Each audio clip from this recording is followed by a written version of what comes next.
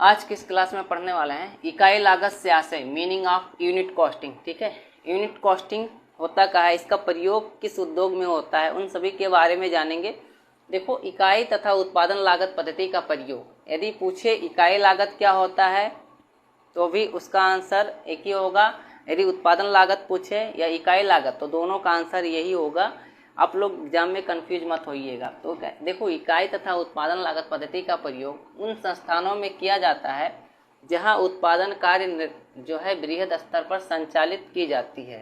Production का जो कार्य है वो लगातार क्या होता है, बृहद स्तर पर प्रोडक्शन किया जाता है एवं एक समान प्रकार की इकाइयों का उत्पादन किया जाता है। ठीक है, वहाँ पर एक समान प्रकार की इकाई या यूनिट का प्रोडक्शन होता है, अथवा ऐसी इकाइयाँ जिन्हें समान प्रकार की इकाइयों में परिवर्तित किया जा सकता है उत्पादित की जाती हैं। ठीक है, जिसे हम एक समान प्रकार की इकाइयों में चेंज कर सकते हैं या उत्पादित कर सकते हैं, वहाँ पर जो है इकाई लागत मेथड का प्रयोग किया जाता है। अब देखो, हेरोल्ड जे वेल्डन के अनुसार इन्होंने कहा है कि उत्पादन लागत लेखांकन अथवा इकाई लागत लेखांकन जो है लागत निर्धारण की एक ऐसी रीति है। ठीक है, कॉस्ट डिटरमाइन करने की एक ऐसी रीति है जो उत्पादन की इकाई पर आधारित है।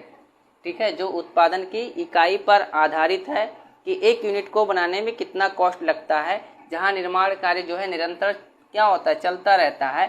एवं उत्पादित इकाइयाँ क्या होती है, समान प्रकार की होती है या उन्हें अनुपात द्वारा एक समान बनाया जाता है। जहाँ इकाई लागत का प्रयोग किन किन उद्योगों में कर सकते हैं, इसका प्रयोग जो है यूनिट कॉस्टिंग का प्रयोग जो है हम निम्न उद्योगों में कर सकते हैं। देखो, खदान उद्योग हो गया, उसके बाद में आता है चीनी उद्योग में इसका प्रयोग करते हैं, किसका, इकाई लागत का।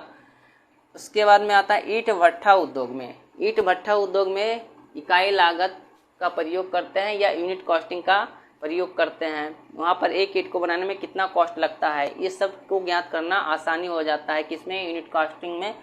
उसके बाद में आता है कपास उद्योग में इसका प्रयोग होता है, कपड़ा उद्योग में इसका प्रयोग किया जाता है, सीमेंट उद्योग में करते हैं, फिर चमड़ा उद्योग में इसका प्रयोग किया जाता है, फिर दुग्ध उद्योग में किया जाता है, आटा चक्की उद्योग में यूनिट कॉस्टिंग का प्रयोग करते हैं, कागज उद्योग में भी इसका प्रयोग करते हैं, और उसके बाद चाय उद्योग में इकाई लागत मेथड का प्रयोग किया जाता है। ये हो गए यूनिट कॉस्टिंग।